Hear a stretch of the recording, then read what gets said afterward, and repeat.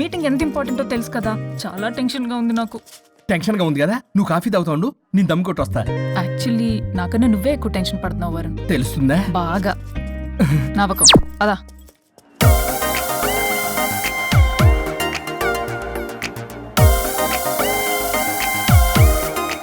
Excuse me, ఇక Naresh guarantee.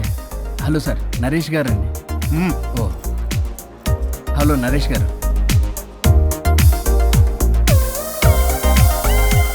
Excuse me Naresh. ఏమండి ఇక నరేష్ గారంటే.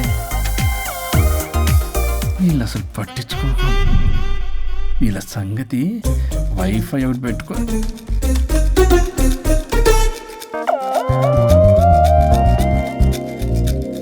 వైఫై నీకు వస్తుందా? నీకు వస్తుందా? రావట్లేదు. ఓ షిట్, వైఫై రావట్లేదు. ఎవరైనా ఏదైనా చేయండి ప్లీజ్. ఓ గేమ్ ఫైనల్ స్టేజ్ లో ఉంది. ఎవరన్నా కాల్ చేయండి, స్టాక్ మార్కెట్ పడిపోతుంది. ఆఫీస్ లో ఏసీ లేకపోయినా పర్వాలేదు కానీ వైఫై లేకపోతే ఐ కాంట్ ఇమాజిన్. ఇక్కడ ఎవరికి రెస్పాన్సిబిలిటీ లేదా? నెట్ ఆగిపోయి 5 నిమిషాలు అవుతుంది. అయితే చచ్చిపోతారా? ఆక్సిజన్ లేకపోతే చస్తారని తెలుసు, ఇంటర్నెట్ లేకపోతే చస్తారని నేను ఇప్పుడే చూస్తున్నాను. అసలు మీరు ఎంత ఎడిక్ట్ అయ్యారేంటి? ఇలా ఇంటర్నెట్ మైలో పడే మీరు చేయాల్సిన పని 3 గంటలు కాకుండా 8 గంటలు, అంటే దాదాపు 3 రోజులు. ఇలా గంటలు రోజులు, రోజులు వారాలు, వారాలు నెలలు, నెలలు సంవత్సరాలు, సంవత్సరాలు యుగాలు అయితే ఆఖరికి మన ఆర్థిక వ్యవస్థ ఎన్ని ఎరువులేసినా మొలవని వీడు బోడుగుండులా తయారవుద్ది. ఇలా అవ్వకూడదనే నేనే వైఫై ఆన్ చేశా. అవునా? అవునా? అవును. అసలు మీకు ఏసీ ఇచ్చి ఇంటర్నెట్ ఇచ్చి అకౌంట్లో డబ్బులు వేస్తున్నా ఆ బకరగాడెవడు? ఆ బకరాగాన్ని నేనే. మీరు ఇందాక ఎండి గారని తెలియక. అంటే తెలిస్తే ఇంకోలా తిడతావా? చే మన సాఫ్ట్వేర్ వాళ్ళకి వైఫ్ కన్నా వైఫై ముఖ్యం సార్. సోదాపి ప్రాజెక్ట్ డీటెయిల్స్ చెప్పు.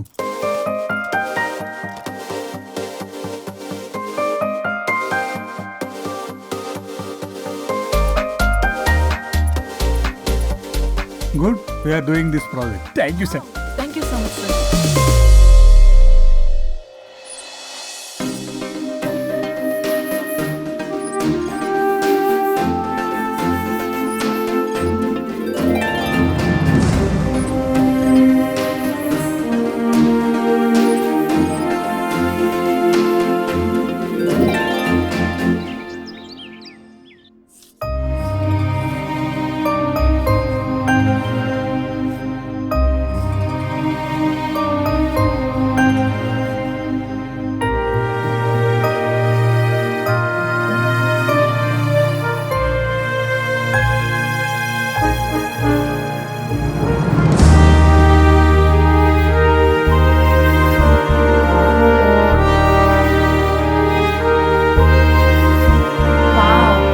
వండర్ఫుల్.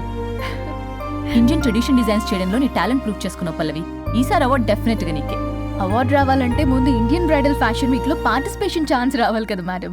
ఈసారి నువ్వు డెఫినెట్ గా పార్టిసిపేట్ చేస్తున్నావు, నాది guarantee. Thank you so much. Okay, నువ్వు డిజైన్స్ అన్ని రెడీ చేసుకో.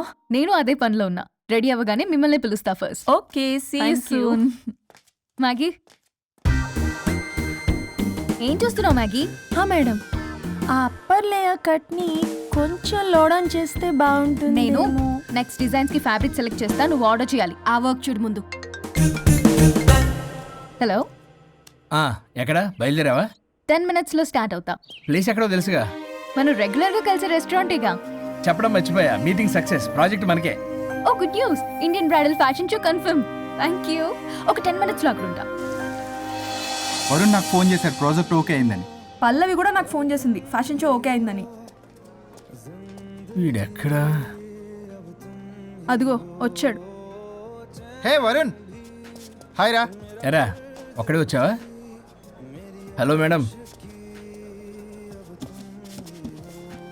పల్లవి ఏది? పల్లవి జేబులో. అదిగో వచ్చిందిరా. హాయ్ రాజేష్. హాయ్.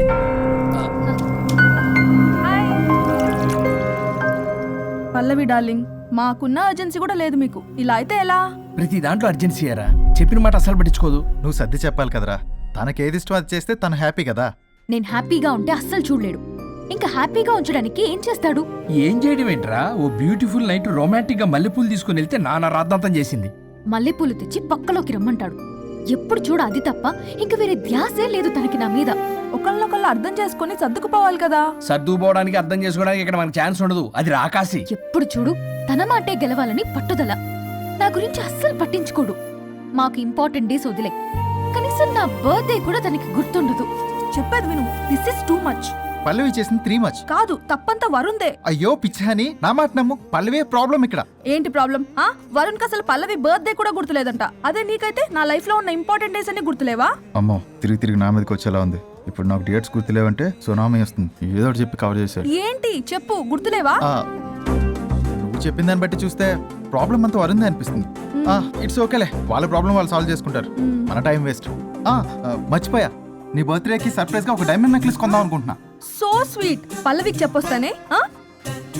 అమ్మయ్యా, అది గంట నుంచి తప్పించుకున్నాను రా బాబు. ఈ లేడీస్ ని మాయ చేయడంలో వరుణ్ గడ్ ఎప్పుడు డెవలప్ అవుతాడో ఏంటో. పల్లవి డార్లింగ్, రాజేష్ కి అర్జెంట్ కాల్ వచ్చింది. మళ్ళీ కలుస్తాను. Don't stressed out. Okay, see ya, bye.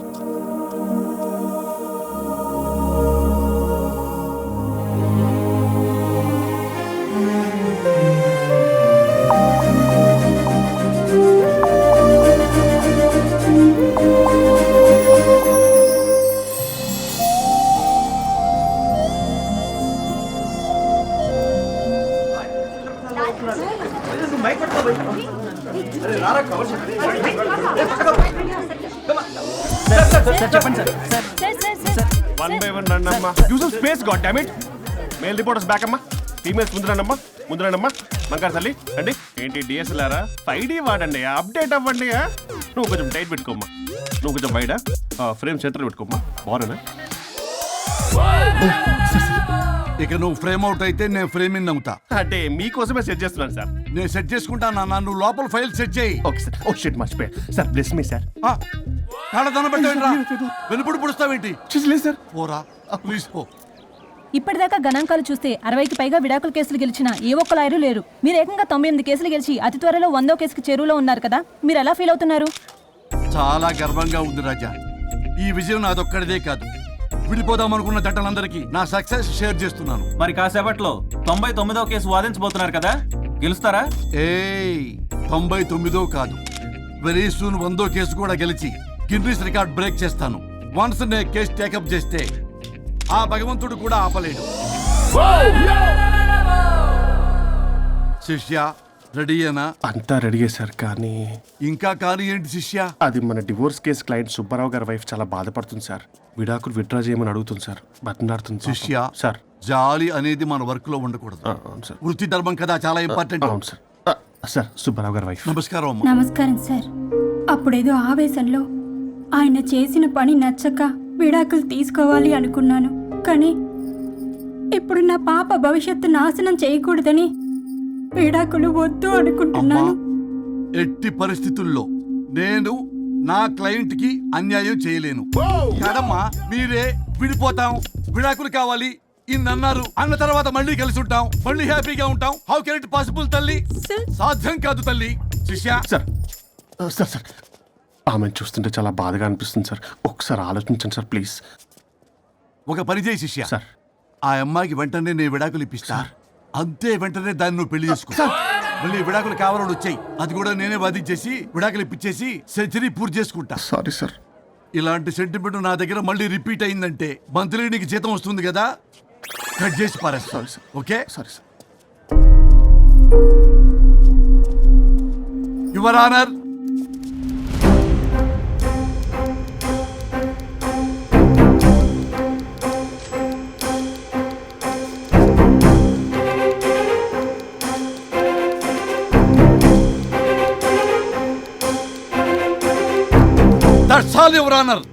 ఈ కేసు పూర్వాపరాలు పరిశీలించిన మీదట వీరికి విడాకులు మంజూరు చేయడమైనది.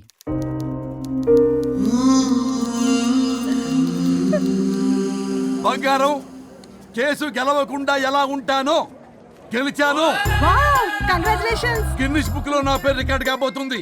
100వ కేసు ఆల్రెడీ ఒక జంట మన ఆఫీసులో వెయిట్ చేస్తుంది. వెళ్ళి ఫైనల్ చేసుకొస్తాను. నువ్వు రెడీగా ఉండు. నా బర్త్డే గోవాలో జరుపుకోబోతున్నాం. See you.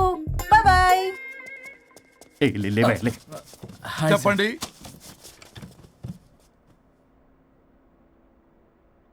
పర్లేదు చెప్పండి. నాకు విడాకులు కావాలి సార్. నాకేమన్నా మామిడాకులు కావాలా? నాకు విడాకులే కావాలి సార్. ప్రాసలు వద్దండి, ప్రాబ్లమ్స్ చెప్పండి. ఎర్రగా బుర్రగా ఉంది, తెలివైన అమ్మాయి కదా అని ప్రేమించాను సార్. ఇంట్లో వాళ్ళు కాదని పెళ్లి చేసుకున్నాను. అప్పటికి మా నాన్న ఏమన్నాడు తెలుసా సార్? ఏమన్నాడు? నానా చెప్పు. నాన్న చెప్పు. అంకుల్ చెప్పండి. ప్రేమించి పెళ్లి చేసుకోవడం మన ఇంటి అవంటలేదు. నువ్వు అమ్మాయిని కనుక పెళ్లి చేసుకుంటే నా యావదాస్తిని నా తమ్ముడు కొడుకైన బుల్లెపై పేరు రాసి పారేస్తాను. వామ్మో, ఈ ఆస్తి గొడవలు నాకొద్దు అన్నయ్య. పెద్దనాడు చెప్పిన మాట విను. ఆంటీ సైలెంట్ గా ఉన్నట్టుంది, మీకు సపోర్టా? అమ్మా అమ్మా చెప్పమ్మా. మీ నాన్న మాట ఎప్పుడైనా నేను చెబుతాటేనా? ఆయన మాటే నా మాట. ఆంటీ తానా తందన బ్యాచ్ అనమాట. మా మమ్మీ కూడా అంతే. వాళ్ళు ఎంత వద్దన్నా ఆఖరికి హరిహరాదులు అడ్డు వచ్చినా గానీ నేను ఈ అమ్మాయినే పెళ్లి చేసుకుంటాను భీష్మించి కూర్చున్నా సార్. ఈ హరిహరాదులు ఎవరు, వాళ్ళ పేర్లు, ఆధార్ కార్డ్ నంబర్ ఇస్తే భీష్ముడికి వాళ్ళకి సంబంధం ఏంటో చెప్తే సార్ వాళ్ళు ఎవరో నాకు తెలియదు సార్. నేను ఏదో ఫ్లోలో చెప్పాను. నేను ఫ్లోలో రాశాను సార్. నేను కూడా మా అమ్మా నాన్నని కాదని వీడితో బయటికి వచ్చాను. మా నానమ్మ అసలు ఏమన్నారో తెలుసా సార్? ఏమన్నారు? నానమ్మ నానమ్మా. గ్రానీ. సార్ చెవుడు. ఒసే నాయనమ్మా. ఈడొచ్చిన పిల్ల గడప దాటి వెళితే నిన్నే కాదు, నిన్ను కనీ పెంచిన తల్లిదండ్రులు కూడా ఈ లోకం దుమ్మెత్తిపోస్తుంది. అయినా ముక్కు మొహం తెలియని వాడితో ప్రేమ పెళ్లి ఏమిటమ్మా? ఆహా, నాకు అతని ముక్కు మొహం మూతి కూడా తెలుసు. నేను చేసుకుంటా అతనే చేసుకుంటా అని ఇతనితో వచ్చేసి పెళ్లి చేసుకున్నాను సార్. కానీ ప్రేమ పెళ్లిలు 100% సక్సెస్ అవ్వవు అనేది ప్రూవ్ చేశాడు. ఇంట్రెస్టింగ్. ఏం చేశాడు? ఏవని చెప్పాలి, ఎన్నని చెప్పాలి. ఇతను సాడెస్ట్, బైపోలా, పొసెసివ్, సైకో. చూసారా సార్, నాకు ఫిజిక్స్ రాదని ఏదేదో చెప్తుంది. ఫిజిక్స్ కాదయా, మ్యాథమెటిక్స్. ఒరే ఇది కెమిస్ట్రీ రా. ఇతనే ఓ మిస్టరీ. అసలు మీ పెళ్ళి ఎప్పుడైంది? August 15th sir. 17th sir. అదే అంటే ఆగస్ట్ 15 హాలిడే కదా సార్. దాని తర్వాత 2 days డేట్ ఇచ్చారు సార్. చూసారా సార్, పెళ్లి రోజే గుర్తులేనోడికి పెళ్ళాం ఏం గుర్తుంటుంది? అసలు ఇతనికి నా ఫోన్ నంబర్ కూడా గుర్తుండదు సార్. నాకెందుకు తెలియదు సార్? చెప్పు. 98490 కాదు 9840099. 98499 మొత్తం 10 నంబర్లు ఉంటాయి. మీరు ఇలా టెన్షన్ పెడితే ఎలా చెప్పాలి సార్? అలా చెప్పు. మీరు ఎన్నిసార్లు అడిగినా ఇదే రిపీట్ చేస్తాడు.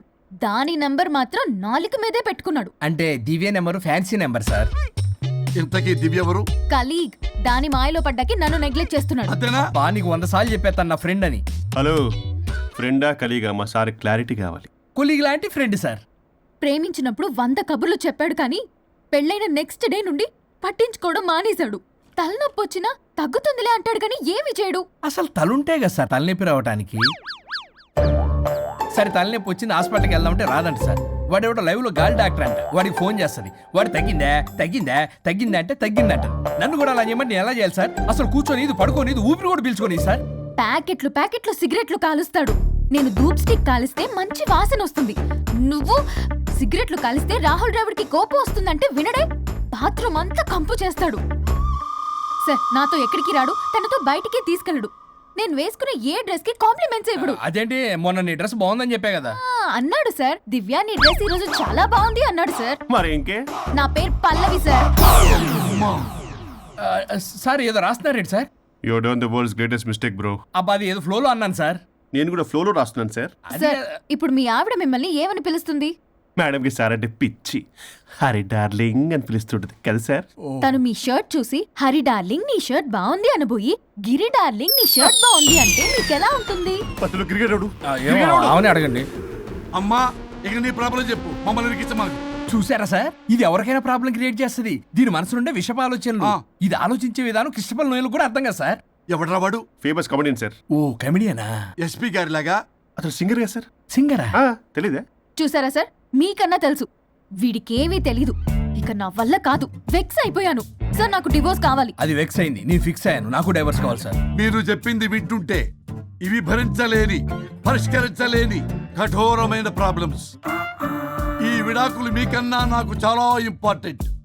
ఎందుకంటే నా 100వ విడాకులు గిన్నిస్ బుక్కి చివరి మెట్టు. అమ్మయ్య, ఇక మేము మర్చిపోవచ్చు అనమాట. ఇక మీరు మర్చిపోయిన ఆ విషయం నేను మర్చిపోను. డాక్యుమెంటు నా హస్తాలతో స్వయంగా రాస్తున్నా. కానీ ఒక 2 రోజులు మాత్రం ఊపిరికి ఊపిరి బిగబట్టుకొని వెయిట్ చేయండి.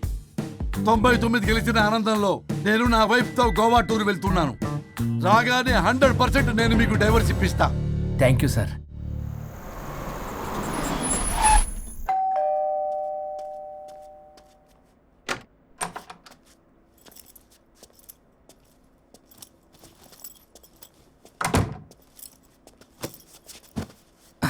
నువ్వేంటి ఇక్కడికి వచ్చావు? మరి ఎక్కడికి వెళ్ళాలి? డైవోర్స్ అనుకున్నాం కదా. ఇక ఇంట్లో కలిసి ఉండడం కుదరదు. సరే మీ ఊరికి టికెట్ వేస్తాలే. ఎందుకు? మా అమ్మ నాన్నల్ని పలకరిస్తావా వెళ్ళి?